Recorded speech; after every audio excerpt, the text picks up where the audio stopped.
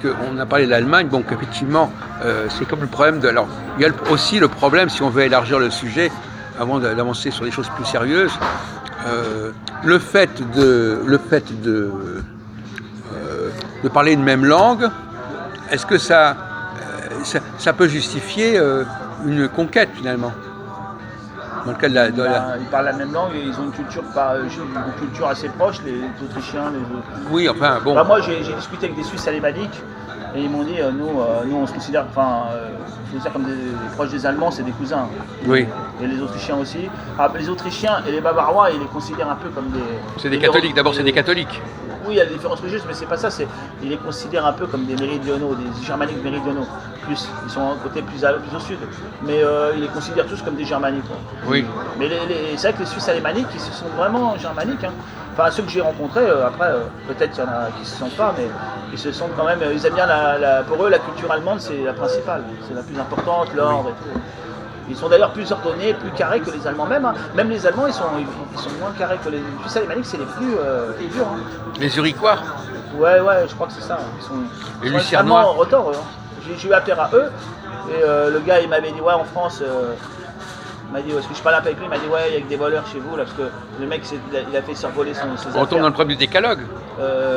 Tu ne voleras pas au salon, là, où je bossais. Et après, il m'a dit, ouais... j'ai pas confiance et tout, il y a plein de magasins chez vous, plein de noirs, c'est des voleurs, vous faites rien pour les... Vous êtes des bons à rien, donc même vous êtes européens, mais je vous ai à l'œil et tout. Après moi aussi j'étais gentil avec lui, puis finalement il a été cool, après il m'a dit bon, vous avez l'air sympathique, puis après on a sympathisé les autres jours. Mais au départ il était énervé, parce que c'est vrai qu'il voulait lui voler de la marchandise, il a failli se faire voler une grosse partie de sa marchandise, je sais pas ce que c'était, il était pas content.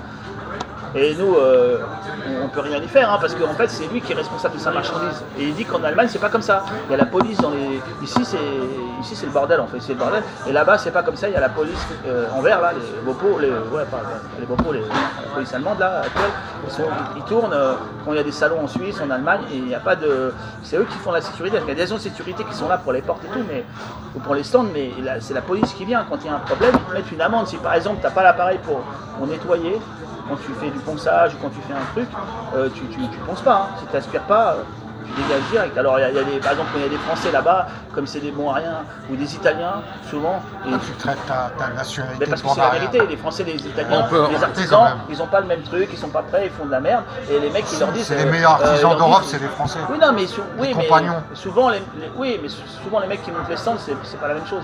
Ils sont pas aussi ordonnés, tout ça. Les Allemands et les Suisses, leur disent. Il m'a dit ça, le gars. Il m'a dit, c'est pour ça que moi, j'en ai marre. Quand je viens ici, c'est trop le bordel. C'est rien n'est en ordre. En plus, on s'enlevait sa voiture pour rien. Attendez, on peut changer. On peut arrêter cette parenthèse digressive. Voilà. Donc, je considère que ces gens sont comme des Allemands. Alors, et les francophones, pour vous, c'est pareil pour les francophones?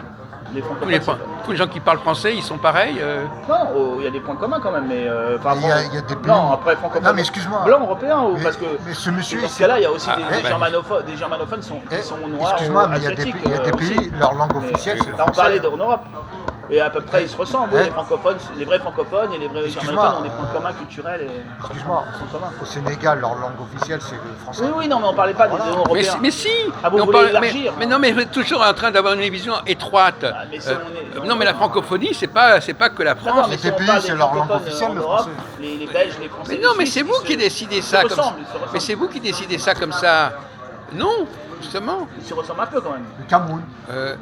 Le cas de l'Allemagne est un cas limite parce que l'Allemagne n'a pas de colonie, n'a pas eu de colonie. Un petit peu. Oui, enfin, je veux dire, il n'y a pas vraiment de gens qui parlent allemand en dehors de l'Allemagne. Enfin, moi, je travaille avec des Noirs, beaucoup de Noirs. Il y en a 5 qui parlent allemand couramment. Ils parlent allemand couramment. Oui, mais c'est pas de leur culture d'origine. C'est leur culture. Dans leur pays, c'est l'allemand. Ah bon? Dans quel pays? Il y a le Cameroun. Il y a encore des pays en Afrique où on parle... Eux, ils sont vieux, et quand ils étaient petits, ils ont appris l'allemand. Voilà. Maintenant, ça a dû changer, mais avant, ils ont appris l'allemand. Quand ils étaient petits. Oui, d'accord. Ils ont 60 ans, hein, les mecs. Non, mais même, l'Allemagne, elle a perdu ses colonies au traité de Versailles, donc en 1919. Donc eux, ils n'étaient pas en... En tout cas, dans leur pays, ils ont fait de l'allemand, enfin, je sais pas oui, trop. bon, d'accord, enfin, bon. Alors, donc, une fois de plus, il n'y a pas de raison, quand je vous dis un truc, c'est pas de raison tout de suite le limite. C'est vrai que ces gens qui sont non européens, quand ils ont subi une colonie allemande ou l'influence allemande, quand même changé un peu, ils sont plus ordonnés, ils ont j'en connais un qui est quand même, il a des réflexes plus germaniques Oui, bien sûr. un autre, parce qu'il a quand même subi un dressage. Alors que le francophone, c'est juste Bon, vous étiez tout à l'heure sur la bonne piste quand on a parlé d'Israël. Vous avez dit, qu'est-ce qui fait que ce royaume du Nord s'est appelé Israël? Voilà, alors c'était parce qu'il voulait s'approprier l'originalité de la chose. Donc ça crée un problème parce que à la fois Israël, c'est un certain royaume qui a pris ce nom-là, mais c'est au départ l'ensemble du peuple. Donc comment on peut vivre cette contradiction? Parce que c'est une sorte de double bind, c'est-à-dire vous êtes à la fois Israël, Israël, oui, c'est tout le monde, etc. Et puis non, c'est eux, et pas nous. Donc c'est à la fois nous et eux. Ouais. Donc on devient fou dans ces conditions. Bon, après, de toute façon, ils ont disparu, donc maintenant, la question s'est plus posée après. Oui, mais elle s'est posée notamment à l'époque de Jésus, elle se posait. Se posait encore, oui. Ah bah oui. Parce que visiblement, lui, Jésus, il était venu pour sauver les brebis d'Israël. Et les brebis d'Israël, c'était pas l'ensemble c'était pas toute la population. Là, il y avait une population qui était déjà installée, l'autre qui devait être rassemblée. Excuse-moi, j'aurais bien voulu qu'il parle du sujet du Messia, l'Antichrist. Est-ce qu'il est born ou il n'est pas born? Il n'en parle jamais dans ce Si, on en a parlé. Parce qu'il y a une série là bientôt qui sort Oui. Qui sort à la télé. Prenons le problème. Alors, on a un même problème avec la Nouvelle Alliance. C'est-à-dire que c'est à la fois quelque chose. C'est une situation psychologique traumatisante. C'est-à-dire que c'est à la fois quelque chose qui vous appartient, mais qui a été récupéré par l'autre. Quand on s'est récupéré par l'autre, vous pouvez pas vous l'approprier. Ouais. Par exemple, quand vous parlez à des Juifs de la Nouvelle Alliance, ils ne veulent pas en entendre parler, alors que c'est dans leur livre. À quoi ça tient ça? Que quelque chose qui fait partie de leur identité, c'est rejeté. Parce qu'ils attendent le Messie, ça. Non, c'est parce que ça a été récupéré par les chrétiens. Donc comme ça a été récupéré, approprié par les chrétiens, les Juifs ont tendance à ne plus vouloir à diaboliser la formule. Mais dans leur attente du Messie, il y a toujours la notion de Nouvelle Alliance avec le Messie ou pas? Dans leur attente à eux, au judaïsme, il me semble. Hein. Écoutez, la question de l'attente du Messie, c'est un sujet très compliqué parce que, alors là, vous parlez de ce sujet, dans les prophéties, il y a l'attente du Messie et il y a le Messie qui arrive. Mais qui n'arrive pas comme on croyait qu'il allait venir. Par exemple, Cyrus. Ouais. On attendait quelqu'un. On n'attendait pas Cyrus. Ouais. On attendait un Messie de l'intérieur. Ouais. Et il est venu un Messie de l'extérieur. Ouais. Donc ça crée une confusion dans la conception même du Messie. Vous comprenez, monsieur? Vous comprenez? Donc ça aussi, c'est des situations historiques qui brouillent l'esprit. Parce qu'il ne s'était pas prévu que Cyrus viendrait sauver les Juifs. Dans leur tête, ils espéraient que ça serait quelqu'un qui viendrait de la tribu de David, je ne sais pas quoi. Mais à partir du moment où cette attente s'est accomplie, qu'est-ce qui se passe quand une prophétie s'accomplit, mais pas de la manière dont on l'avait envisagée? Il n'est pas reconnu alors. Mais tout le problème, il est là, mon vieux. Tout le problème, il est là. C'est-à-dire que vous attendez quelque chose, vous imaginez que ça va se passer comme ceci, comme cela, et en réalité, ça se réalise, mais pas comme vous le pensiez. Alors qu'est-ce qu'on fait de la prophétie d'origine? On la jette à la poubelle ou elle continue à exister? Pour répondre à la question de Saïd, en fin de compte, qu'est-ce qu'on fait avec une prophétie ou qui a été réalisée autrement, ou qui a échoué? Est-ce qu'elle se perpétue indéfiniment, ou est-ce qu'on arrête? Ou est-ce que c'est une prophétie zombie? Ouais, zombie, c'est-à-dire elle est morte et encore en vivant, elle est à la fois morte et vivante. La prophétie. Tu peux intervenir? Non, je vous écoute. Non, mais il va parler quand il aura envie de parler. D'abord, il faut prendre des problèmes. Moi, je commence à comprendre, mais enfin, Oui, ben justement. Le problème, c'est qu'on est en train de parler de toute une série de situations qui sont embrouillées dans l'esprit des gens. On a parlé par exemple d'Israël, on ne sait pas quand on parle d'Israël si on parle de l'ensemble du peuple hébreu ou d'un certain royaume qui s'est approprié le nom d'Israël. Tantôt c'est ceci, tantôt c'est cela. Bon, dans le cas du Messie qui va délivrer les Hébreux, on ne sait pas si c'est le Messie comme on l'avait imaginé qu'il allait venir, ou le Messie tel qu'il est venu réellement, et qui a ramené les Hébreux en Palestine, et qui a été le roi de Perse. Alors qu'est-ce qu'on fait d'une prophétie qui a été réalisée, mais pas comme on prévoyait? Est-ce qu'elle continue à exister, cette prophétie? Voilà, monsieur, la question que je vous pose. Il n'y a plus le sandwich que je voulais. Hein? J'ai compliqué ça, on ne peut pas trop répondre. Ben, c'est la question de savoir à quel moment une prophétie, on dit voilà, ça y est. Jésus est venu pour accomplir les prophéties. Quand il dit ça, à votre avis, il pense à quoi? Parce que justement, au fond, la grande question que je voudrais vous poser, vous qui êtes un chrétien, catholique, je ne sais pas. Musulman peut-être, je ne sais pas. La question que je vais vous poser, c'est quel était l'objectif de la mission de Jésus, réellement? Alors là, encore une fois, pas la mission telle qu'on l'imaginait, telle qu'elle avait été prévue, et non pas celle qu'on nous présente après coup, en disant oui, il a fait ça, donc c'était ça. Parce que souvent, on va dire, puisque c'est ce qui s'est passé, c'était ce qu'on avait prévu. C'est difficile d'imaginer autre chose, mais bon, là, je pas... Non, mais l'accomplissement des prophéties, à votre avis, très sereinement et très simplement, à votre avis, au départ, quelle était l'idée qu'avait Jésus de sa mission? Je ne sais pas du tout vous dire, encore vous dire. Ben, vous avez savoir ça par cœur. Non, mais sa mission officielle, mais là, vous voulez parler d'une autre interprétation. Non, mais vous dites ce que vous avez à dire sur ce sujet, monsieur. Voilà. Ah bah quel était, dans son esprit... La rédemption, c'est le Rédempteur. Hein. Non, mais justement, c'était pas son projet initial. C'est quoi son projet initial dans ce cas-là, alors? C'est quoi? Son projet initial, c'était rassembler les brebis perdues d'Israël.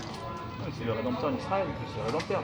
Et après, ça s'étend à tout le monde. Alors, sauf que, alors là, encore une fois, Israël, c'est quoi Israël? On retombe dans la même confusion. Est-ce qu'Israël, c'est le royaume d'Israël? Ou est-ce qu'Israël, c'est l'ensemble du peuple hébreu? Non, vous voulez dire que c'était... oui, mais dans ce cas-là, comme le royaume d'Israël historique a été détruit, il n'a pas besoin de rassembler les Judéens qui sont déjà rassemblés. Ça serait incongru qu'ils viennent pour le royaume d'Israël historique, puisqu'il est détruit depuis 700 ans. Il est détruit, mais justement, c'est pour le reconstruire. D'accord. Il faut qu'il reconstruise le royaume d'Israël, mais le royaume de Judée, il est déjà installé, donc il n'y a pas besoin de reconstruire. Ce royaume reconstruit, ça serait la chrétienté, c'est ça? Comment? Ce royaume, c'est la chrétienté maintenant, c'est ça? L'Église. D'accord. Moi, je comprends. Non, mais, ça, c'est un point de vue... Non, mais si vous avez un autre point de vue... Donc effectivement, le problème est très simple. Il y a un problème politique. Il y a des gens qui sont perdus dans la nature, comme ça, qui sont les tribus perdues. On veut les rassembler. Et c'est la rédemption de qui, à votre avis? Du royaume d'Israël. Ce sont eux qui ont été... Parce qu'on dit, mais on parlait tout à l'heure du décalogue. On disait le décalogue s'adressait à ces gens-là, des pécheurs. Bon. Mais à un moment donné, Dieu vient et dit, je vous pardonne, vous, gens d'Israël, on va vous pardonner. Donc on pardonne. Vous voyez, le péché, c'est le péché des... On retombe dans le problème du décalogue. Le décalogue. Tu ne tueras point, tu n'aimeras pas d'autres dieux. On dit ça parce que ces gens-là ne le font pas. Le décalogue nous apprend quelle était la mentalité et la situation des gens du royaume du Nord. Écoute, Israël, ne fais pas ceci, ne fais pas cela. Bon. Donc là, vous voyez bien qu'on retombe dans la confusion. Ça dédouane Judas. Alors, justement, il y a un problème avec Judas, c'est que c'est quand même curieux qu'il s'appelle Judas. Parce que Judas, justement, c'est l'ennemi d'Israël. Est-ce que c'est par hasard qu'on a donné... J'ai donné ce nom-là, mon fils. Il a donné son nom, Judas à son fils. Hein. Ah aussi, ouais. Bon. Ouais, il s'appelle Judas vraiment. Même administratif, il s'appelle Et Judas. son parrain, je crois que c'est Jean-Marie Le Pen. Ou c'est le parrain de sa fille. D'accord. Mais bon. Donc, puisque vous me posez la question, en effet, c'est quand même bizarre qu'on appelle ce personnage Judas. Si ce n'est pour faire chier les gens de Judas. Ouais. En disant, ben oui, ben... Judas, le traître, l'apôtre traître, là, Judas l'Iscariote, lui, c'était un Judéen, il venait de région. Oui. Mais néanmoins, on ne lui donne pas le beau rôle. Il y a plusieurs Judas, parce que les Judas, il n'y en a pas eu qu'un. Hein. Oui, d'accord. On ne va pas épiloguer là-dessus. Mais enfin, disons quelque part, on se dit que ça coince un petit peu cette histoire de Judas, parce qu'il s'appelle comme par hasard Yehuda, et comme Jésus était en fin de compte le représentant du royaume d'Israël, c'est normal qu'on ait diabolisé les gens de Juda. Bon, peu importe. Ouais. Ah, le voilà. On vous attendait comme le Messie, monsieur Mousse. Bon. Alors donc, le traumatisme, c'est quand on se trouve en face de textes qui sont utilisés de manière inappropriée, décalée, et on ne sait plus très bien où on en est.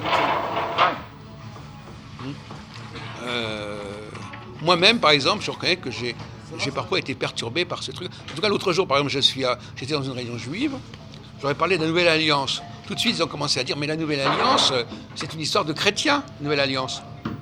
Alors qu'en réalité, c'est quand même une histoire qui a été récupérée par les chrétiens. Donc, c'est bizarre la réaction. De même que si on... Donc, voyez-vous, il y a des choses qui vous appartiennent. C'est à qui Il y a moi, mais total, je veux. Ah ouais, parce que j'ai un peu soif, je suis un peu mal. Oui. Il y a des choses qui vous appartiennent et dont on vous dépossède. Donc vous ne pouvez plus vous reconnaître dans le terme qui vous... normalement, c'est un truc qui devrait vous signifier quelque chose, mais comme ça a été pris par quelqu'un d'autre, vous avez un malaise par rapport à ce terme. Et ça va me satisfait ou remboursé. Attendez. Voilà. Est-ce que vous n'avez toujours rien à dire autant, c'est quand même incroyable. Là. Hier, il était en pleine forme, mais il a pas... Championnat, j'ai pris de l'acide sur le pied, j'ai le pied Moi, la éclaté. théologie, c'est Une bouteille qui a Ah bon lâché, je l'ai lâché.